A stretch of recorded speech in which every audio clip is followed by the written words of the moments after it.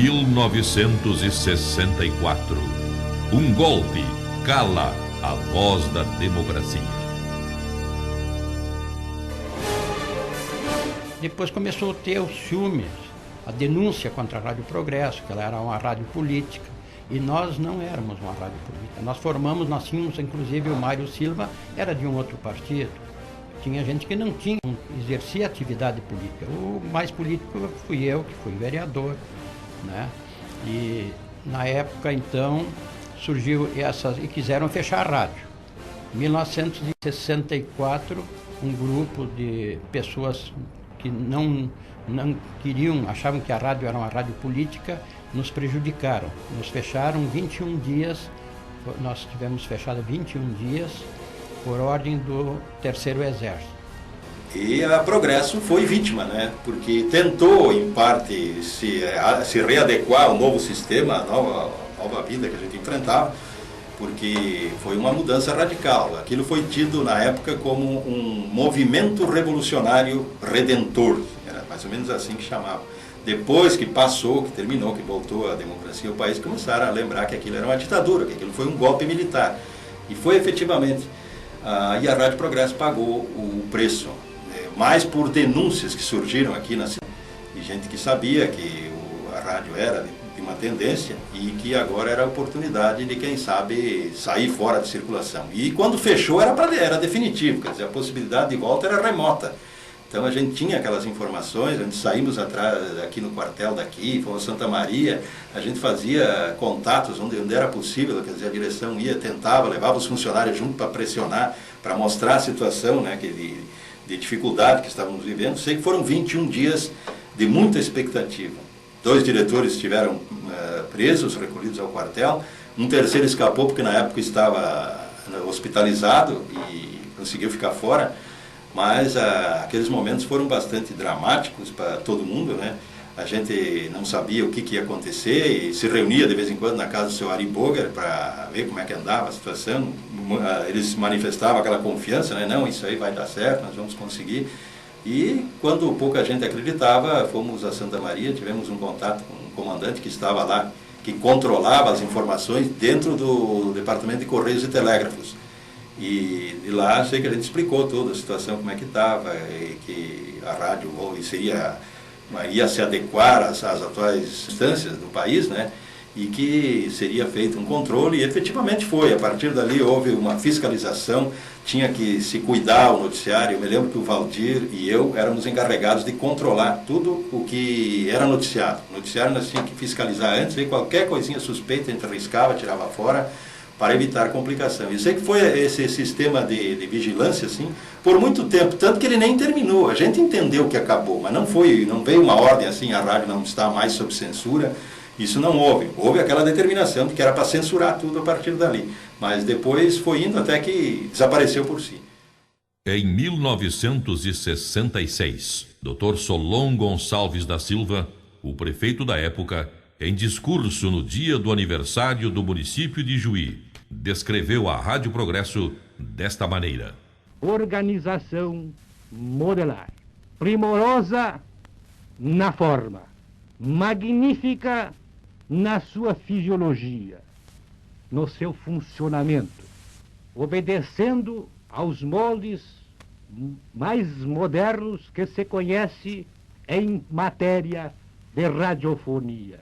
A Rádio Progresso de Juí, sem dúvida alguma, é hoje um dos valores mais expressivos do patrimônio cultural de Juí. Em 1969, a RPI trouxe para Ijuí, para um show na Praça da República, de graça para a população, nada mais, nada menos que Os Incríveis. Faltou árvore naquela oportunidade. A Progresso trouxe diversos outros artistas e atrações, entre outros vieram Elis Regina, Nelson Gonçalves, Vanderlei Cardoso, o Bom Rapaz, Brazilian Beatles, The Jordans, Carequinha, Teixeirinha, José Mendes, Lulu Santos, Sandy Júnior, Roupa Nova, Dominó. A Progresso, em parceria com diversas entidades, também organizava gincanas, corridas ciclísticas, provas de carrinho de lomba, rústicas e outros eventos.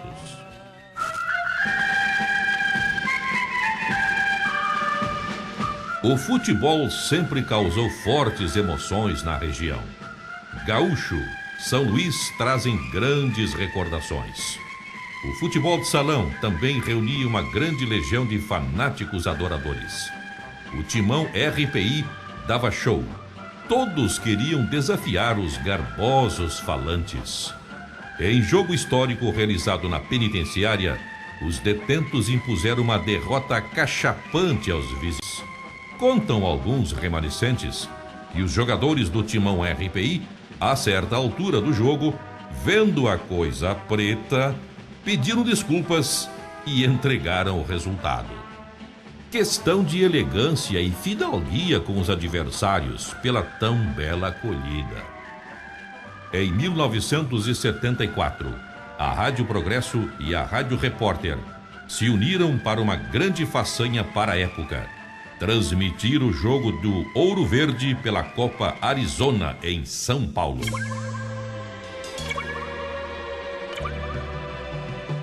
Acontecimentos importantes, fatos que mereciam a atenção da nossa região, em qualquer parte do planeta, a RPI não media esforços acompanhar em cima do lance. Em 1975, um grupo da cooperativa de Juí foi numa excursão de estudos aos Estados Unidos, aonde eu pedi ao Milton Silva que gravasse uma fita como se fosse a transmissão do programa daquele dia que nós embarcamos em 1975, dizendo que era a Rádio Progresso, 6 horas da manhã, né, tocavam as músicas aqui do Sul e tal. E eu fui e falei com o comandante, digo, olha, eu tenho uma fita assim, assim, o comandante ficou meio, eu não queria fazer, digo, não, mas é uma fita assim, assim, assim, e ele deixou botar. Então, aí às 6 horas da manhã, quando nós estávamos chegando em Miami, o sol estava acordando, vendo a cidade assim, de madrugada, né? E dizia, Rádio Progresso de Juí, são 6 horas da manhã, estamos transmitindo o programa tal, com as firmas tal, e aí a excursão de Juí deverá estar chegando em Miami nessa hora, né? E tal. E o pessoal, quando escutou, ficou... Até hoje tem gente que acredita que a Rádio Progresso pegou em Miami. Aí nós pegamos, e até hoje o pessoal me pergunta, sabe que a rádio ainda pega em Miami? Olha, no ano de 1995, eu recordo que o nosso diretor Bonamigo fez uma brincadeira. Pessoal, o Grêmio estava em alta. Vamos para o Japão acompanhar a grande decisão do Mundial Interclubes. O Grêmio não estava ainda com o título nas mãos da Libertadores. Nós continuamos trabalhando, acompanhando, transmitindo os jogos do Grêmio Porto Alegrense, e ele garantiu a classificação para a final da Libertadores contra o América da Colômbia. Aí sim, passamos a trabalhar o Bonamigo direto, viabilizamos com o grupo aqui, com outros colegas, com o nosso diretor, aquela proposta, consolidamos, comercializamos, e aí, claro, tivemos uma viagem de 36 horas para o outro lado do mundo, desgastante, mas valeu a experiência, a cobertura, a convivência. Eu diria que, olha, foi um dos grandes momentos da minha vida e creio que de todos os colegas que foram para lá.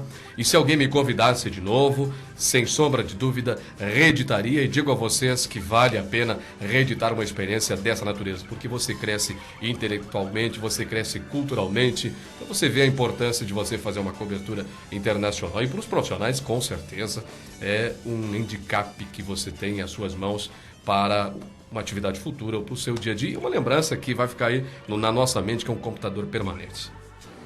Bom, gente, eu vou falar para vocês sobre Paris, França. Que espetáculo. Aí eu vou lembrar um pouquinho o seguinte, por exemplo, se uma cigana chegasse para mim em 97, um ano antes de nós viajarmos a uma Copa do Mundo, eu juro para vocês que eu demoli aquela cigana. Ela pediu aqui, olha, o bom dia, ô maluquinho, ô barbinha, ô cabelinho branco, você vai para a Copa do Mundo em 98. Então eu quero dizer para vocês que eu matava a cigana e não acreditava. eu não tenho o primeiro grau completo, né? Eu não consegui estudar porque foi o meu primeiro emprego rádio. Quando fui servir o quartel, a mãe disse assim, não, tu não vai porque tu vai perder o emprego, tu não serve o quartel. Continuei na rádio. E depois o Bonamigo disse assim que eu vou numa Copa do Mundo. Então para mim é uma felicidade imensa eu ter ido numa Copa do Mundo, porque não é qualquer um que foi, principalmente na nossa região. Então vejam vocês, eu com o primeiro grau incompleto, e eu junto com o Bona, aquela turma lá, o Bona dizia assim, ó, aqui é uma cidade que tem 700 anos antes de Cristo. Eu me beliscava e não acreditava. De repente o Bona disse assim, Luiz, aqui é Saint-Tropez. É a praia do Topless, a praia mais famosa. Eu me beliscava, eu não acreditava. Nós fizemos 5.800 quilômetros numa folga na Copa do Mundo de 3 dias. E a loucura é que o meu diretor, o Bonamigo, estava fazendo acontecer, transformando a minha vida. Vejam vocês, eu, o Bom Dia, lá do Fundão da Glória, sem estudo, andando nas gôndolas em Veneza. Quer dizer, Veneza.